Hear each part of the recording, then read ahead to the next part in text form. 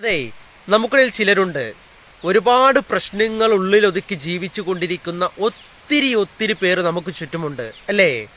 സൗഹൃദ വിഷയമായിരിക്കാം, അല്ലെങ്കിൽ ഫാമിലി വിഷയമായിരിക്കാം, അല്ലേ? അല്ലെങ്കിൽ എന്താ പറയാ, ഓരോ ആളുകൾക്ക് ഓരോ തരത്തിലാണ് വിഷയങ്ങൾ സംഭവിച്ചു കൊണ്ടിരിക്കുന്നത്.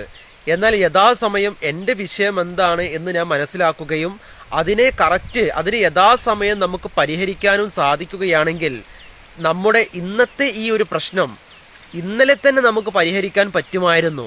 പലപ്പോഴും നമുക്കത് പറഞ്ഞു തരാനോ അല്ലെങ്കിൽ നമുക്കത് എന്താ പറയാ, നമ്മുടെ ആ പ്രശ്നത്തെ ഏത് രീതിയിൽ സോൾവ് ചെയ്യണം എന്ന് നമുക്ക് അറിയിച്ചു തരാനോ ഒരു അറിവ് നൽകാനോ നമുക്ക് ചുറ്റും ആരും ഉണ്ടായിരുന്നില്ല. പലപ്പോഴൊക്കെ പലരും നമ്മളെ മിസ്യൂസ് ചെയ്യുവാൻ വേണ്ടി മാത്രമാണ് ഉപയോഗിച്ചിരുന്നത് അല്ലേ? അത് കാരണം നമുക്ക് നമ്മുടെ സന്തോഷമല്ല നമുക്ക് നേടാൻ സാധിച്ചത്, വീണ്ടും ദുഃഖമാണ് അല്ലേ? പലപ്പോഴൊക്കെ ചില ആളുകളുണ്ട് സന്തോഷം കണ്ടെത്താൻ വേണ്ടി പല തെറ്റുകളും ചെയ്യുന്നു. ആ തെറ്റുകളിലൂടെ ഇങ്ങനെ കടന്നുപോയി അവർക്ക് പിന്നെ നല്ലൊരു ജീവിതത്തിലേക്ക് കടന്നു വരാൻ പറ്റാത്ത അത്രയും തെറ്റുകൾ ചെയ്യുന്ന എത്രയോ പേർ നമുക്ക് ചുറ്റുമുണ്ട്. അതുകൊണ്ട് നിങ്ങളിൽ നിന്ന് സന്തോഷം അകന്നു നിന്ന് കഴിഞ്ഞാൽ തെറ്റുകളിലേക്ക് സഞ്ചരിക്കരുത്.